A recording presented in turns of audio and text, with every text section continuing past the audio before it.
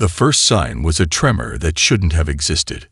Proxima B's geological survey had shown no fault lines in the region, yet the ground beneath Research Station 7 shuddered like a living thing. Dr. Marcus Reynolds watched his coffee cup dance across his desk, leaving a trail of brown droplets on his research notes. The seismometers must be malfunctioning. The planet's core had been stable for billions of years. He was wrong. The second sign came as a spike in background radiation that sent the station's ancient warning systems into a frenzy. Through the reinforced windows, Marcus watched as the purple-tinged sky darkened to an impossible black. The very air seemed to crystallize, forming patterns that hurt his eyes when he tried to focus on them. Emergency protocol initiated. The station's AI announced with inappropriate calm. Unknown energy signature detected. All personnel please proceed to designated safety zones. But Marcus couldn't move. He stood transfixed as the ground split open like an eggshell, revealing something that had slumbered far beneath the colony's foundations. Later, when asked to describe what he saw, he would only say, "It was like watching death wake up and stretch." The stasis pod rose from the earth with deliberate grace, its surface a matrix of shifting crystal that seemed to absorb the very light around it. It towered 3 stories high, covered in markings that resembled no known language in the galaxy's vast archaeological records. As the pod's surface began to fracture, Marcus finally found his legs. He ran. He didn't make it far enough. The being that emerged moved with impossible speed for its size. Standing 3 meters tall, its crystalline armor rippled like liquid shadow, each movement accompanied by a sound like breaking glass. Before Marcus could reach the safety bunker, the warrior had already crossed the half-kilometer between them. He felt rather than heard its first words, a deep resonance that shook his bones. "Your weapons, bring them. Prove your worth." Station 7 security forces responded with admirable speed. Plasma bolts, designed to punch through battleship armor, passed harmlessly through the warrior's form. It shifted like smoke, solid one moment and intangible the next. Its laughter, a sound like grinding mountains, echoed across the emergency frequencies. "Inadequate," it pronounced, and the station's main generator core imploded. Within hours, news of the awakening spread across the colony network. Within days, the warrior had left Proxima B's defense forces in ruins, their most advanced technology, nothing more than broken toys before its power. It moved between worlds with contemptuous ease, seeking worthy opponents among the galaxy's most feared military powers. The Arcturus battle group, pride of the Galactic Council, arrived in force. Their flagship, the Indomitable, carried a weapon that could crack planets. The warrior stood alone against 30 ships, each armed with enough firepower to glass a continent. Perhaps it resonated across all frequencies. "You will prove more entertaining than the last." The battle lasted 6 minutes. When it was over, the warrior stood amid the wreckage of the most powerful fleet ever assembled, its armor unmarred. Captain Elena Santos, the only survivor, reported its final words before the council. "Your species have grown weak. You have forgotten the old ways. The true tests. I will remind you." For the first time in its 10,000-year history, the Galactic Council convened an emergency session. Representatives from 800 species gathered to face an uncomfortable truth. Their combined military might had failed. The most advanced weapons in known space had proven useless. As reports of devastation poured in from across the galaxy, a pattern emerged. The warrior wasn't just destroying military installations. It was methodically working its way through each species' defenses, testing them, and finding them wanting. Its path of destruction seemed random at first, but nothing that ancient ever did anything without purpose. Humanity, still young among the stars, watched and waited. Their colonies, smaller and less defended than most, had yet to draw the warrior's attention. But as the death toll mounted and the list of fallen worlds grew, one thing became clear. The galaxy's age of peace was over. Something ancient and terrible had awakened, and no one, in all the combined knowledge of 100 spacefaring species, knew how to stop it. Dr. Amanda Hayes had always been different. While other scientists fled their labs on TAS-CD's research station, she remained, her eyes fixed on the holographic display of ancient tablets floating before her. Emergency lights cast red shadows across her face as she traced patterns that no one else had noticed. Final evacuation warning. The station's AI announced. All personnel must depart within 30 minutes. She ignored it, just as she'd ignored the last 3 warnings. Her colleagues had called her obsessed when she'd started connecting the dots. Now they called her suicidal. But they hadn't seen what she had seen in the footage. The warrior's latest attack played on a secondary screen, its crystalline form moving through a military base on Centauri Prime. Amanda watched it frame by frame, her fingers dancing across the haptic interface as she compared the movement patterns to the ancient text. "There," she whispered, freezing the frame. "You're not just fighting, are you? You're dancing." The warrior's attacks had seemed random, brutal, and chaotic to everyone else. But Amanda had spent years studying the dead languages of species, so ancient they had no names. In the warrior's movements, she saw something that made her heart race. Ritual, purpose, pattern. Her computer chimed. A message from Dr. Richard Torres, her former mentor. "Amanda, for God's sake, get out of there." The warrior was spotted in the TAW sector. She sent back a single image, a frame from the attack footage overlaid with lines from the ancient tablets. The same geometric patterns, separated by 10,000 years. Her phone rang almost immediately. "Tell me you're not serious." Richard's voice was tense. "Amanda, everyone who's tried to study this thing is dead. Everyone who's tried to fight it is dead," she corrected, her eyes never leaving the display. "No one's tried to understand it. Look at the pattern in Section 6 of the Hyperius tablets. Now look at the warrior's 4th attack on Proxima b." A long pause. Then, "Send me everything." Amanda's fingers flew across the interface, transmitting weeks of research. "The tablets describe a defeat, Richard. Something stopped this warrior before, and it wasn't through combat. There's a phrase that keeps repeating. The challenge that cannot be met with strength." "The Council won't listen," Richard warned. "They're too focused on their new superweapon. Then they'll die like everyone else who tried to match its power," Amanda said, her voice sharp with conviction. "This isn't just about fighting. Every movement, every attack, it's following rules we don't understand. Ancient protocols that no one's recognized." The station shuddered. Somewhere distant, an explosion bloomed. "Amanda, please," Richard's voice cracked. "Get out of there." She looked at the emergency bag by her desk, untouched since the first warning. "I can't. I'm too close." The warrior doesn't just phase through attacks. It phases in a specific pattern. The same pattern described in these tablets. This isn't random destruction, Richard. It's a test. Another explosion, closer this time. A test of what? Amanda smiled as she pulled up another overlay, this one showing the warrior's path through the galaxy. Not random at all, but a spiral, a dance. That's what I'm going to find out.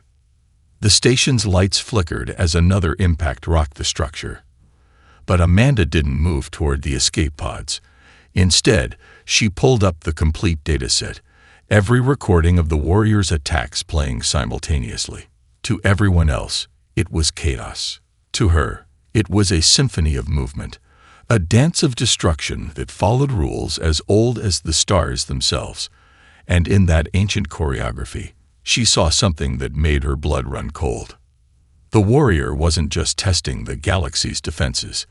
It was teaching something that every species had failed to learn. As alarms blared and the station crumbled around her, Dr. Amanda Hayes made her choice. She would not run. She would not hide. She would learn the dance. The Galactic Council chamber had never felt so small. Dr. Amanda Hayes stood before the assembled representatives of 100 species, her research projected in holographic glory above their heads. Dr. James Morrison, her former mentor, stood beside her, his presence a silent endorsement of what many were already calling a fool's theory. Distinguished representatives, Amanda's voice carried across the vast chamber. You're building a weapon that will kill us all. Murmurs of outrage rippled through the crowd. The Solarian ambassador, his silver scales reflecting the hologram's light, leaned forward.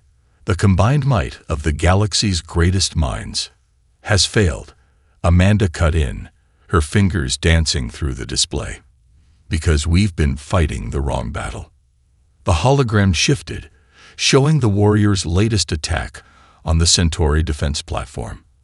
But this time, geometric patterns overlaid the footage, breaking down each movement into precise mathematical equations. Watch, she commanded, and the chamber fell silent as she played the footage frame by frame. Here, the warrior could have destroyed the station's core instantly. Instead, it moves through this exact pattern, taking exactly 47 more seconds to achieve the same goal. Dr. Morrison stepped forward, his aged voice carrying the weight of his reputation. We've analyzed every attack. The warrior has never once deviated from these patterns, even when doing so would have guaranteed a more efficient victory. The hologram split, showing multiple attacks simultaneously. Amanda's voice grew more intense. It's not just fighting, it's performing. Every movement is part of an ancient combat ritual, one so old it predates our oldest records. Rituals. The Proximan ambassador scoffed. It has destroyed our most advanced warships. Yes, Amanda agreed, but always in the same way, always following the same rules. Rules we can learn. The chamber erupted in arguments, but Amanda wasn't finished. She pulled up new data, this time showing energy readings from the warrior's battles. Its phase shifting isn't random. Look at the wavelength patterns. They're identical in every battle, down to the picosecond. It's not using this ability to its full potential. It's deliberately limiting itself to these specific frequencies. Dr. Morrison highlighted a particular sequence. We've found these same patterns in ancient texts across 12 different species. They all reference a form of ritual combat that was more about proving worth than dealing death. The hologram changed again, this time showing a three-dimensional map of the warrior's path through the galaxy. Its course isn't random either. It's following a spiral pattern that matches ancient star charts, charts that predate our oldest civilizations. The chamber had grown quiet now, the kind of quiet that comes when truth begins to sink in. We've been trying to beat it at its own game, Amanda continued, her voice softer, but no less intense. But what if the game isn't what we think it is? What if every failure, every defeated army, every destroyed installation has been part of a test we didn't even know we were taking? She brought up one final image, an ancient tablet found in the ruins of a dead world. This tablet describes the warrior's original defeat, not through superior firepower, but through understanding. Someone, long ago, recognized the pattern. They didn't try to break it. They became part of it. The Solarian ambassador's voice was barely a whisper. And you believe you can do the same. Amanda's eyes met his. I believe if we don't try, your new super weapon will be just another failed test. And this time, the consequences of failure might be more than just another destroyed fleet. She let the words hang in the air, heavy with implication. Then she played her final card. I can prove it. Let me show you something that no one else has noticed, something that changes everything we thought we knew about our ancient enemy. The council chamber held its breath, waiting for a revelation that would either save them all or prove to be the greatest delusion in galactic history. The Council's war room hummed with nervous energy. On the central display, a countdown ticked away, the hours until the superweapon's completion. Dr. Amanda Hayes stood before the tactical table, her eyes fixed on the holographic representation of the warrior's latest victory. "You're telling us," Admiral Chen's voice dripped with skepticism, "that we should abandon the only weapon that might actually work, to let you dance with it?" Amanda's fingers traced the light path of the warrior's movement patterns. "What we're building isn't the only weapon that might work, Admiral. It's the last weapon that won't." The room fell silent. Even the most hardened military minds had started to wonder if she was right. They'd seen too many unstoppable weapons fail. "Show them," Dr. Morrison urged from his place at her side. Amanda nodded, pulling up a new simulation. "Every species has tried to match the warrior's power. Every species has failed. But look at this." The hologram shifted, showing a complex dance of light and shadow. "These are the warrior's attack patterns against the Centauri fleet. Now watch what happens when I overlay the ancient combat rituals we found in the Hyperius archives. The patterns merge, creating a perfect symmetry that made several council members gasp. It's not just similar," she continued, her voice growing more intense. "It's identical, down to the millisecond. The warrior isn't just fighting. It's performing a ritual that's older than our civilizations."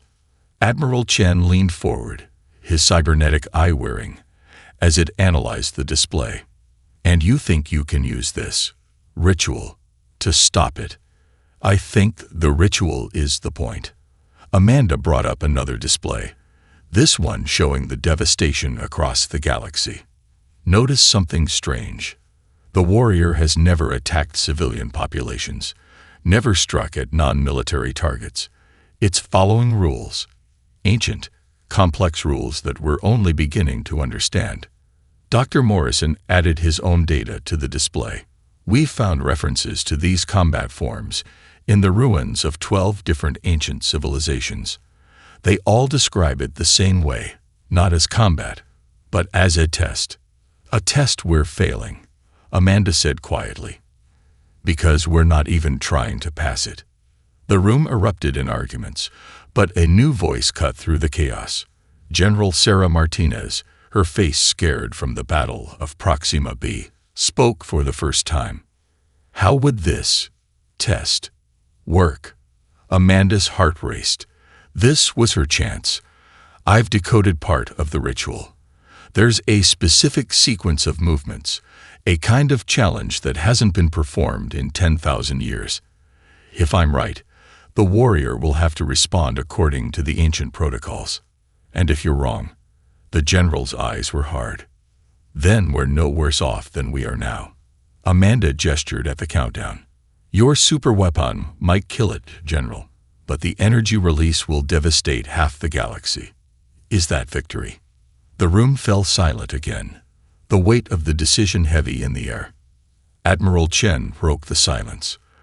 "The warrior is headed for the Sirius defense platform.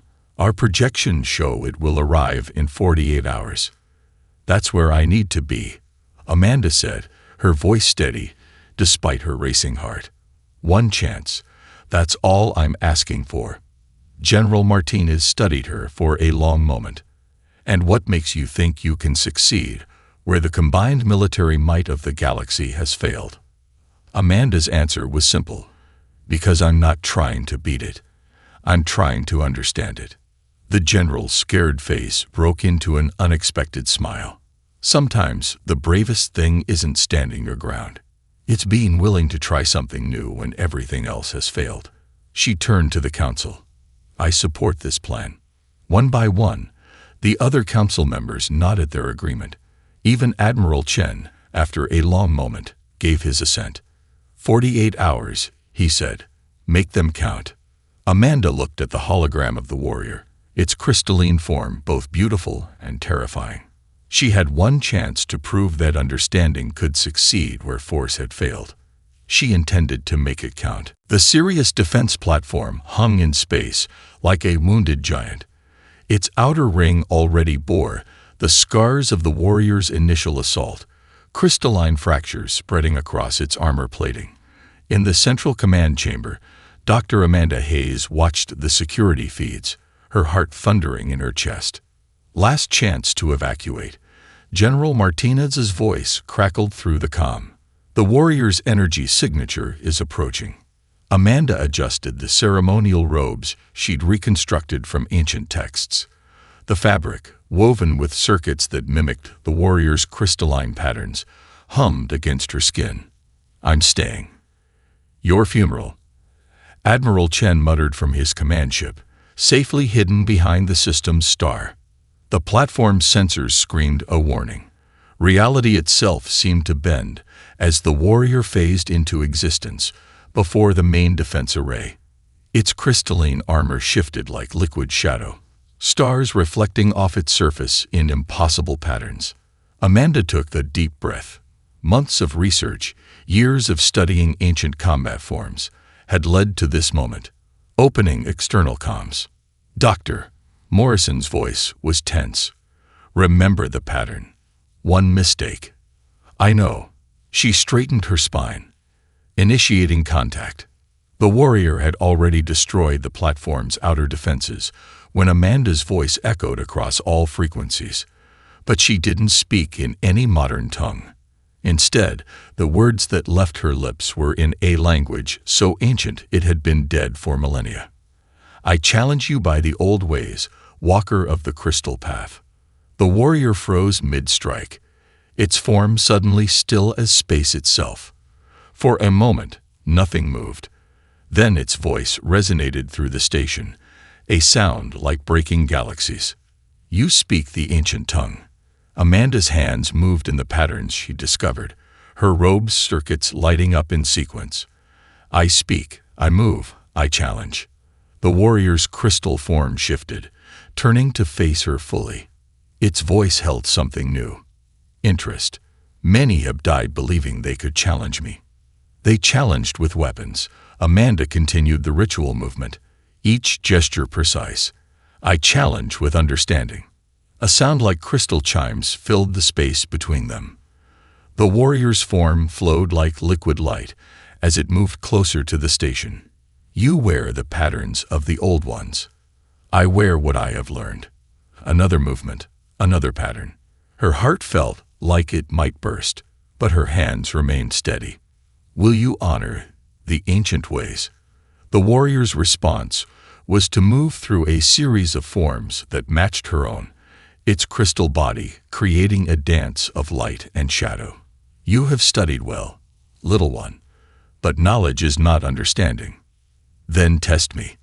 Amanda completed the final movement, the one she'd found hidden in the deepest layer of the ancient texts. "Not my weapons, not my strength. Test my understanding."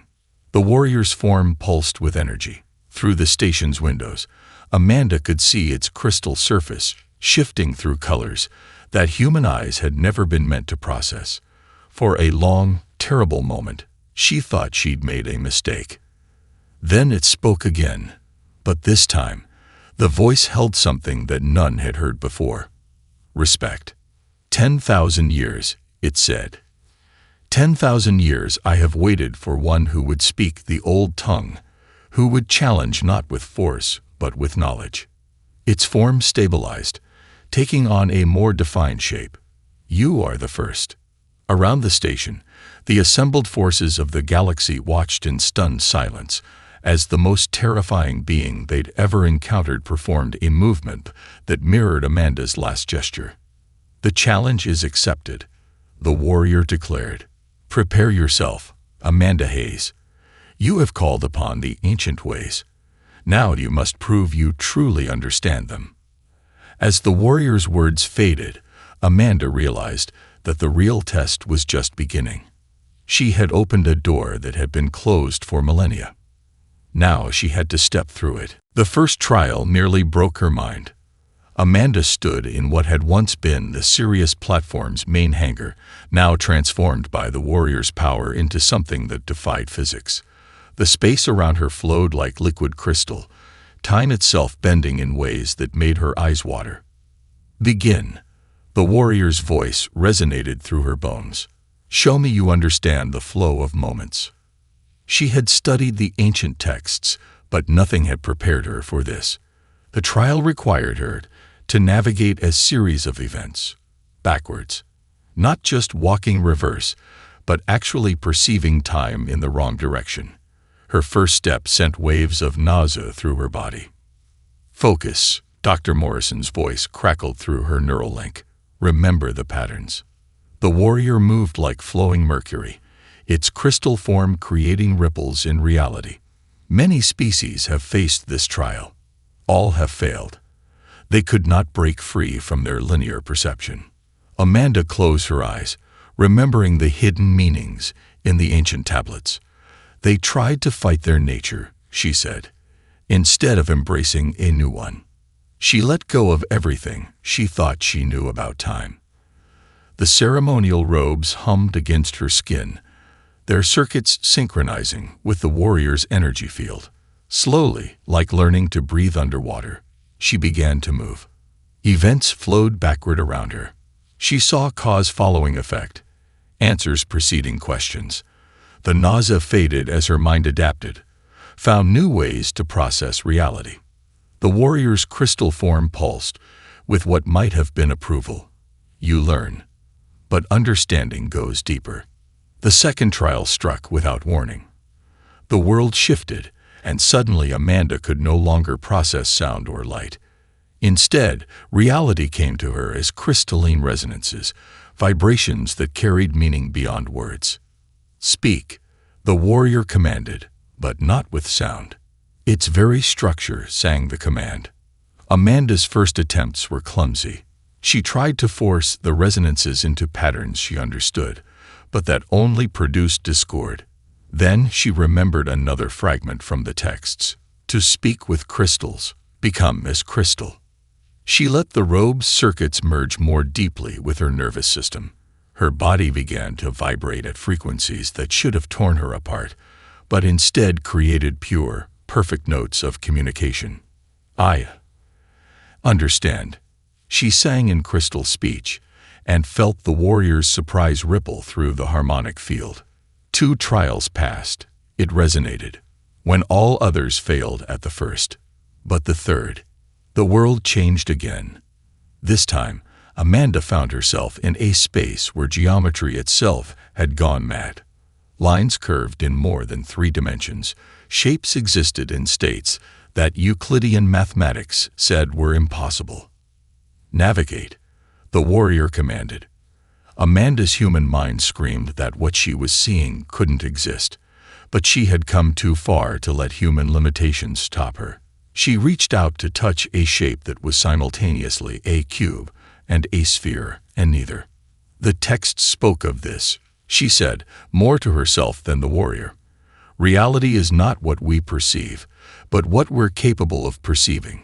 She began to move through the impossible space, not fighting the geometric madness, but letting her mind expand to encompass it. Each step took her through configurations of spacetime that no human had ever experienced. The warrior moved with her, its crystal form shifting through dimensional states that should have been impossible. "You do not simply imitate. You adapt. You understand." "Understanding," Amanda said, as she completed a movement through 5-dimensional space, "is what humans do best. We don't just learn new things, we learn new ways of learning." The space around them hummed with energy as the third trial neared its end. The warrior's form had become almost blinding, its crystal structure resonating with frequencies that made reality itself tremble. 3 trials, it said, 3 proofs of understanding. But the final test. Amanda met its gaze, though the warrior's true form now existed in more dimensions than she could fully perceive. The final test, it said, will ask more than understanding. It will demand transformation. The final chamber defied description. It existed somewhere between dimensions, a space where the very concepts of here and there became meaningless. Amanda's ceremonial robes had evolved with each trial, their circuits now pulsing with crystalline energy that matched the warrior's own resonance. You have proven your ability to adapt. The warrior's voice came from everywhere and nowhere. Now see what others could not. Reality shifted, and suddenly they weren't in the chamber anymore. They stood, if standing was the right word, in the memory of a dead civilization. Crystal spires rose around them, cities that existed in multiple dimensions simultaneously. Beams of pure energy and crystal moved through spaces that human eyes were never meant to process. "My creators," the warrior said, its voice heavy with memory, the crystalline ascendancy. "They're beautiful," Amanda breathed, her mind stretching to encompass what she was seeing. What happened to them? The scene changed. The crystal cities darkened. Something moved through the spaces between dimensions, something that made Amanda's enhanced senses recoil. The void dancers came. The warrior's form pulsed with ancient pain. They did not attack with ships or weapons. They attacked with incomprehension. Amanda watched in horror as the ancient cities began to fall, not through violence, but through some fundamental failure of understanding. The crystal beings simply stopped. Their multidimensional forms collapsed into singular points of existence. "I don't understand," she said. "That is precisely what killed them." The warrior's form shifted, becoming more complex. The void dancers brought a plague of perception. They forced single-dimensional understanding on a multi-dimensional universe. My people could not adapt, could not simplify, and so they died. The vision changed again. Amanda saw the warrior being created, saw it being sealed away in its stasis pod. I was their last hope, a guardian programmed to sleep until life evolved again, then to test each species, to find one that could do what my creators could not, adapt to new ways of understanding. Suddenly all the tests made sense. The combat rituals, the impossible trials, the insistence on following ancient patterns. "You weren't looking for someone who could fight you," Amanda said softly. "You were looking for someone who could understand you. For 10,000 years, I have tested species after species." The warrior's form rippled with frustration. The strong tried to overpower me. The intelligent tried to outsmart me, but none could adapt. None could learn to see beyond their own limited perceptions. "Until now," Amanda said, and it wasn't a question. "Your species is young," the warrior acknowledged, "primitive in many ways, but you have something my creators lost, the ability to change how you think, to abandon old patterns when they no longer serve, to embrace new ways of understanding without losing yourselves." The space around them crystallized into pure information. Amanda saw the truth the warrior had been hiding, the real reason for its tests. "They're coming back, aren't they? The void dancers. They never left." The warrior's form became almost blindingly complex. They sleep in the spaces between galaxies, waiting for life to become complex enough to notice. And when they wake, "We'll be ready," Amanda said, her voice firm despite the terror the vision inspired. "Humanity may be young, but we're really good at learning new tricks." The warrior's crystal form pulsed, with what might have been hope. "Perhaps, but first you must complete the final trial. You must show that you can not only understand new ways of thinking, you must prove you can teach them to others." Amanda felt the weight of history settling on her shoulders. She had proven that one human could adapt to impossible perspectives.